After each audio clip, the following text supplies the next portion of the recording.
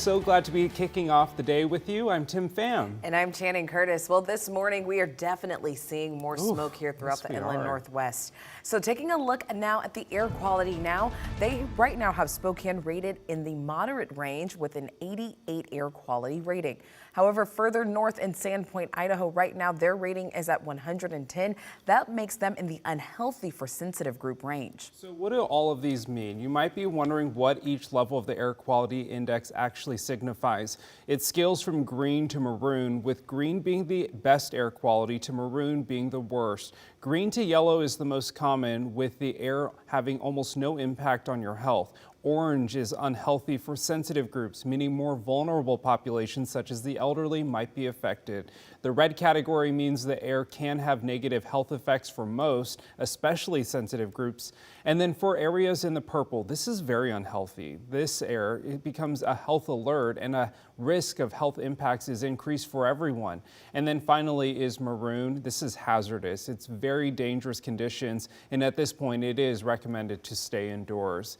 And while it may be hazy here in the inland Northwest, it's worse actually on the west side of the state and in Oregon. Now overnight, Portland actually beat out Seattle for having the worst air quality in the world. That's according to the World Air Quality Index. The bulk of the smoke in western Washington is now coming from the Bolt Creek, Swaddle, and Lac Katrine fires.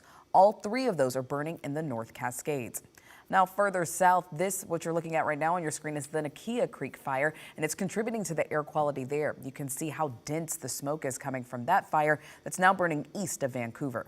And this morning, meteorologist Thomas Patrick is giving us a detailed look at today's weather forecast, but also more about if there's any relief in sight from the smoke, Thomas. Yeah, the relief is going to come very quickly in the day tomorrow. So one more day of some poor-ish air quality. In fact, it's actually improved just a little bit through this morning. I think it was worse over more of the inland Northwest yesterday than this morning. Nonetheless, air quality alerts expanded to a couple extra counties, including Spokane County. As of this morning, it's the west side that's getting way worse conditions. In fact, it's those eastern Seattle suburbs that have the worst air quality in the world as we stand right now. Some AQI values above 300, again, out on the western side of the state. Though it does look noticeably more hazy this morning, part of that is that it's also more cloudy. It's mostly cloudy plus hazy conditions with a current temperature of 45 degrees. Typically cold for the October season, some areas waking up with temperatures in the 30s, no surprise there.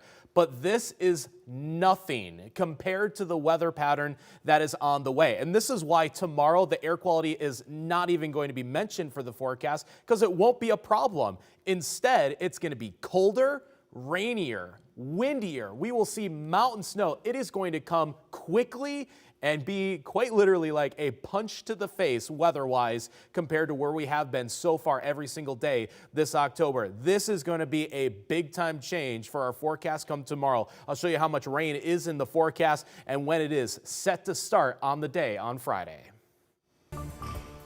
Breaking news this morning, the Prime Minister of the United Kingdom is resigning. Liz Truss made the announcement following a period of political turmoil over a widely criticized budget.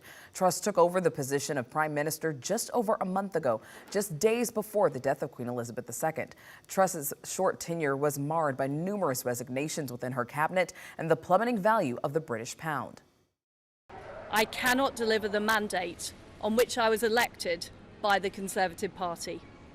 I have therefore spoken to His Majesty the King to notify him that I am resigning as leader of the Conservative Party. Truss made history as only the third woman to take on the position, and now the shortest serving prime minister in British history. No other news team has covered the Underhill Dog Park saga more than KREM 2. This morning, we have an update on how the final community meeting went, where neighbors submitted a petition against the Underhill Dog Park location. KREM 2's Nicole Hernandez has more on what happened. So, Tim, the East Central Community Meeting was the last of 4 community meetings to discuss potential locations for this new dog park. Neighbors here in the East Central area say they would not be happy if the Underhill Park location was chosen. We're going to do everything we can to try to change their mind. And this community is going to be in an uproar if they choose Underhill. So if the city chooses Underhill, the plan would be to fence off 7 acres of the park's natural area. But people living by the park say it's not even safe for a dog park. There are rocks and bluffs that could be dangerous. The 2 other potential spots are Lincoln Park and Hazel's Creek Park, but a lot of neighbors in both those areas are also concerned about having a dog park there. The city says at this point all of these are just discussions and they have not chosen an official spot for the new South Hill Dog Park quite yet. In Spokane, Nicole Hernandez, KREM 2 News. It's 7:06 right now. Let's take a look at your morning rush. More news in less time. The Department of Energy is awarding huge grants to 2 companies in Central Washington. The departments are planning to build electric battery manufacturing plants in Moses Lake to help support the growing electric vehicle market. Both companies receiving the grant say that they plan to hire hundreds of new workers. Well, more than $40,000 has been donated to find the missing victims of the Whidbey Island float plane crash. The family of 2 of the missing victims are now collecting donations to start their own search. Actress Megan Hilty's sister Lauren, brother-in-law Ross, and 2-year-old nephew Remy were all on board the flight. Ross's remains, along with 6 other victims, have been recovered. The bodies of Lauren and Remy, along with 1 more victim, still haven't been found, though. Since the NTSB has finished its recovery operation, the family must now hire a private company to continue searching for their remains. Well, today the city of Spokane is hosting a job fair. Now, this is an in-person event that will be held at the Centennial Hotel today from 10 a.m. until 1 p.m. Today's event is completely free to attend, and there's even free parking available at the hotel as well. And that's a look at your morning rush. We are learning more this morning about the Spokane Police Department's plan to get more officers on the street. It's all a part of a plan to tackle crime in Spokane and reduce response times. So KREM 2's Amanda Rowley is giving us an early look into those plans and is sharing more about how the community thinks it could make their neighborhood safer. Zany's Smoke Shop How are you? has some crazy off-the-wall stuff. We've got everything ranging from body detox products, rolling papers, scales, grinders, obviously all the glass. Never know what you're going to get at Zany's. Manager Ben Osborne wants Zany's to be a hometown shop to the Emerson Garfield neighborhood. Zany's has always been exactly what it is now.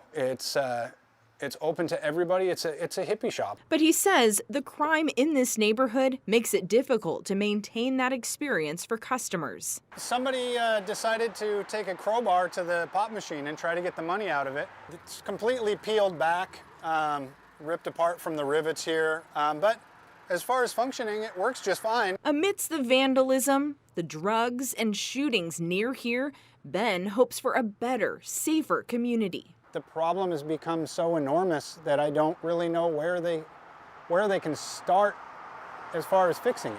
One of the things I've really noticed is just this increase in tension. Spokane Police Chief Craig Meidel says an increase in calls and officer fatigue are the results of this trend. And that's why the department wants to restructure its precincts and patrols. That means moving some of its current officers from other units to patrolling the streets. The hope is, starting January, we will see about 40 more officers on patrol than what we currently have as well. This is one of many layers that we are looking at to fix the crime issue that we have in Spokane. We're gonna go cash or card. Ben welcomes the idea of seeing more officers around. When the presence is there, bad guys don't ever want to see the cops. They're gonna go the opposite direction. He hopes that with this change, the only crazy off-the-wall stuff he sees are displayed in his shop. There's some Zany stickers in there for you too. Thank you so much. Have a zany day. Amanda Rowley, KREM 2 News. Here's the one thing you need to know about today's weather. Still mild, still hazy, still seeing some poor air quality, but just for today. Tomorrow's forecast is more on the rain and the wind. Now, before we head to break, we want to let you know about a big event that's happening today, and that's because it's the KREM Cares Big Book Giveaway Day. It's happening at the Spokane County Fairgrounds, and that's where kids can come out and get a free book and a snack. Yeah, it all starts at 3 o'clock, and we hope you can make it as we celebrate literacy and support local families with our partners at communities and schools. And we will have our very own Laura Papetti joining us in studio in the next 3 minutes to talk about the program.